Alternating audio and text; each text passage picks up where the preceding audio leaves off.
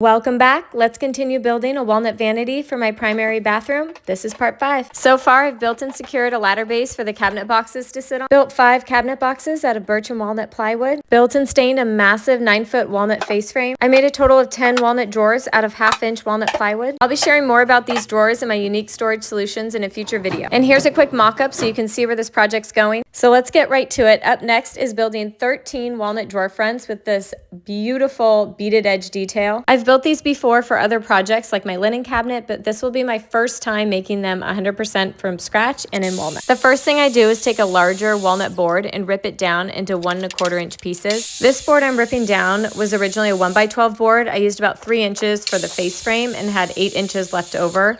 So I got a total of 6 pieces out of this board. I do all of this on my table saw, and I use that orange feather board to keep the walnut board tight against the fence as I push the piece through. In order to make all 13 drawer fronts, I needed a total of 10 of these 1 1/4 inch pieces, and mine ranged anywhere from 7 to 10 feet long. Now all of my boards are 3/4 inches thick by 1 1/4 inches wide, but I actually need the thickness to be 1/2 inch, so I need to go back to my table saw and remove 1/4 inch. So that's what I'm doing here. I set the fence 1/2 inch from the blade, and I'm removing about 1/4 inch of wood from all 10 pieces. Now this next step is optional, but I chose to run all 10 pieces through my planer to clean them up a little bit and get a true 1/2 inch by 1 1/4 inch wide pieces. If you don't have a planer, it is totally fine to skip this step. So here's where we're at. Now all of my pieces are 1/2 inch by 1 1/4 inch. Now that our boards are the right size, it's time to make the beaded edge. To do this, I secure the board on its side to little sawhorses using clamps. Now I take one of my favorite tools, my handheld router with a 1/4 inch roundover bit,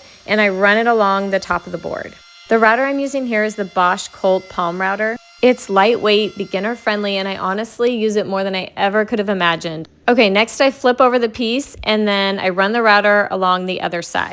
One thing I didn't show is in order to get the entire board with the router, you have to stop it where the clamp is, move the clamp, and then reclamp it in order to get both of the ends. This all goes pretty quick, with each board taking about 3 to 5 minutes to complete. After I router each side, I give the board a quick sand to get rid of any ridge that might have been created by the router. I think I did that with 120 or 150 grit sandpaper, but definitely no higher than that for the walnut to properly take the stain. Okay, here's how all of the boards now look with a 1/2 inch beaded edge. Now I forgot to film this next step with a walnut, but I do have a past video using pre-primed pine that shows the entire process, which is exactly the same, so let's jump in.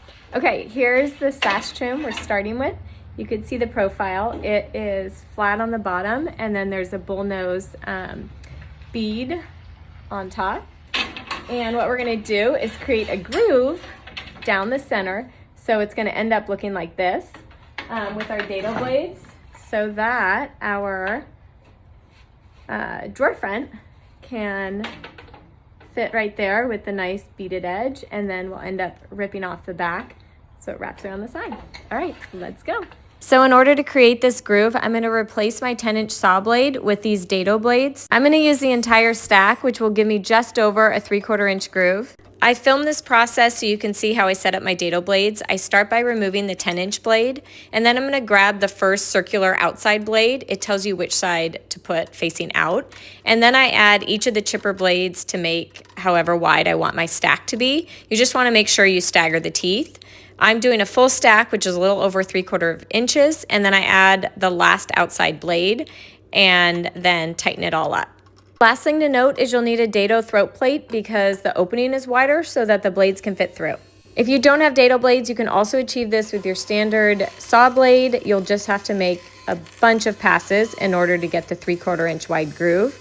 All right, in order to get my groove, I set my fence a little over 1/4 inch away from the blade, and I set the blade height at about 1/4 inch as well.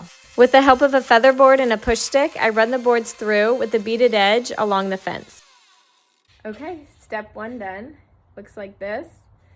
We got our nice groove. Our drawer front will slide in. Look like this. With our nice beaded edge. Wraps around the back. So now we just have to rip off this end. Let's go. Back to the walnut boards. Here's what it looks like after I make the groove. Now it's time to rip off the excess.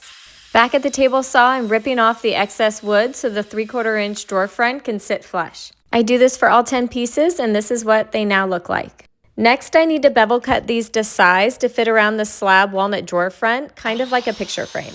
And again, I forgot to film this with the walnut, but here it is with the pre-primed pine. This is a 45-degree bevel cut on both ends. It's important to be exact on these cuts because you want it to fit nice and snug around the drawer front. And here's an example of what the pieces will look like.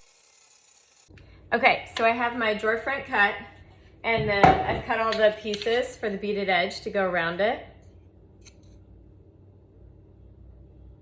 Okay, and now I'm gonna do a dry fit. For the dry fit, I line up each piece around the drawer front and then secure it in place with tape. I'm looking for an exact fit with the 45-degree cuts coming together perfectly in the corners. That's what I have so far. So now the top piece. This step may feel extra, but I promise it will save you in the end. Here's where I'm at so far, so you can see that I have the first and second row of beaded edge drawer fronts all taped up and ready for the vanity. And I still need to cut up this board on the bottom to be our last row of beaded edge drawer fronts. Each row originally started as one continuous board that I cross-cut into the drawer fronts in order to keep a continuous grain pattern. All right, the time has finally come for us to glue up and attach our beaded edge pieces. As you can see here, I get glue in the entire groove, including the beaded lip that hangs over the drawer front. This is important because I want strong attachment not only on the sides of the drawer front, but also on that 1/4 inch that hangs over on top. To get a strong glue attachment on the corners, I use my favorite miter spring clamps. These do create a tiny little pinhole in the wood, but as I'll show you later, I use a little wood filler and you'll never notice. Once I have the beaded edge pieces secured with glue and miter clamps, I use clamps around the whole piece and let it set for 24 hours. If you want to drop some brad nails in and then wood fill later, you can do that as well. Using just glue worked fine for me. After 24 hours, I remove the clamps and then just stare at them in awe because they're gorgeous. Now let's wood fill those tiny holes from the miter spring clamps. I use this Timbermate wood filler in walnut and I highly recommend. I just applied it using my fingers, but you can also apply it with an old credit card or library card, which is usually my favorite method for applying wood filler. These beaded edge walnut drawer fronts are looking so good. Once the wood filler dries, and the last step before staining is to sand the entire drawer front with 150 grit sandpaper. For staining these beaded edge drawer fronts, I'll be using Rubio Monocoat Oil Plus 2C, and for optimal stain penetration and bonding, 150 grit sandpaper is the sweet spot.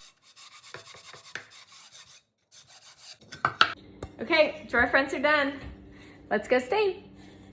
In my next video, I'll cover staining, and look how good these all turned out with the Rubio Monocoat Oil Plus 2C. I absolutely love them, and I cannot wait to show you them on the vanity. So if you enjoyed this video and you'd love to keep following along, please like and subscribe. You're the best.